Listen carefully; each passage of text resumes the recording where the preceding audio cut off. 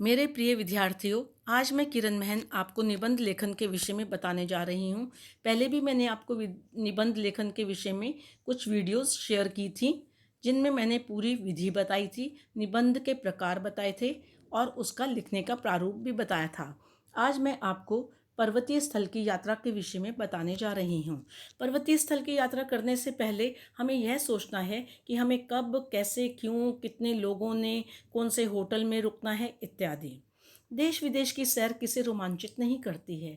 गर्मियों के महीनों में किसी पर्वतीय स्थल का अपना ही आनंद होता है। इस आनंद का सौभाग्य मुझे अपने पिछले ग्रीष्म अवकाश में प्राप्त हुआ, जब मेरे पिताजी ने हमें नैनीताल भ्रमण की योजना बताई, अर्थात घूमने की योजना बताई। तो उस समय मेरी प्रसन्नता की कोई सीमा न रही। किसी पर्वतीय स्थल की यह मेरी पहली सैर थी।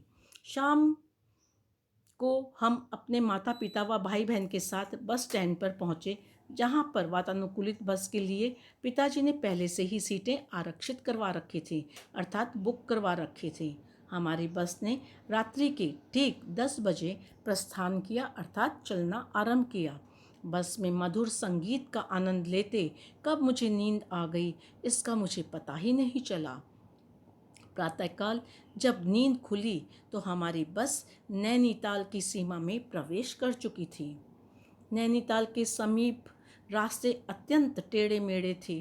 सड़क के दोनों ओर घाटियों के दृश्य एक ओर तो प्राकृतिक सौंदर्य के आनंद से विभोर कर रहे थे, तो दूसरी ओर नीचे इन घाटियों की गहराई का अंकन हृदय में सिहरन भर देता था और हम भय से नज़र दूसरी ओर कर लेते थे। चारों ओर पहाड़ों और हरे भरे वृक्ष अत्यंत सुंदर प्रतीत हो रहे थे, अर्थात दिखाई दे रहे थे।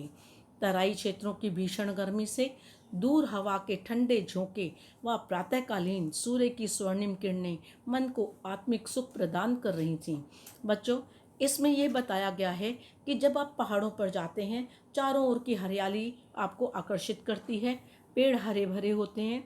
तराई क्षेत्रों की भीषण गर्मी अर्थात जब आप समतल एरिया अर्थात भूमि से, प्लेन एरिया से आप पहाड़ों पर जाते हैं, तो जितनी ऊपर आप जाते हैं तो हवा हमारी ठंडी हमें महसूस होती है। इसलिए यहाँ पर जब सूर्य की किरणें पड़ती हैं ऐसे मौसम में, तो वह चमकीली सी दिखाई देती हैं।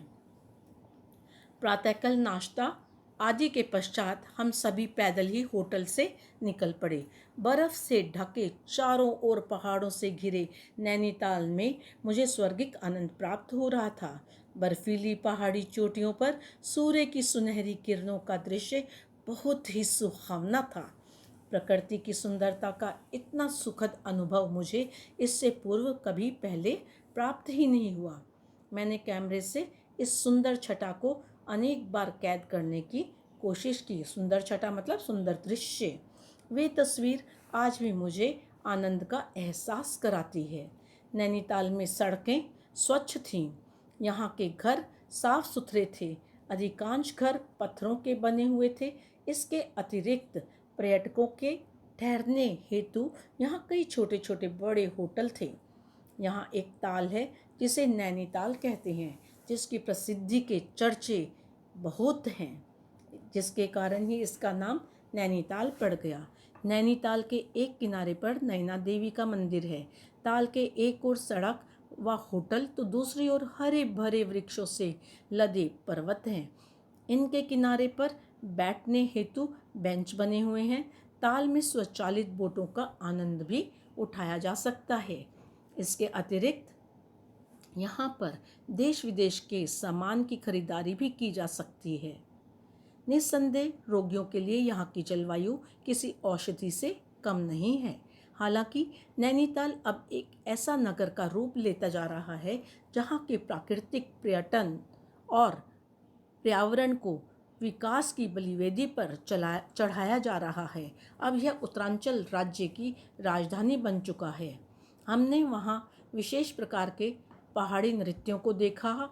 वहाँ के समतल एरिया में मैदानों में चरते हुए पशुओं को देखा और पेड़ों पर रंग बिरंगे पक्षियों को भी देखा। यहाँ के निवासी प्रायः हिंदी भाषी हैं, जो मन के सरल होते हैं। नैनीताल का यह सुखद आनंद मुझे आप भी अपनी ओर खींचता है। निस्संदेह प्रकृति की अनुपम छटा का स्वर्गिक आनंद यहाँ पर आकर ही प्राप्त किया जा सकता है। धन्यवाद।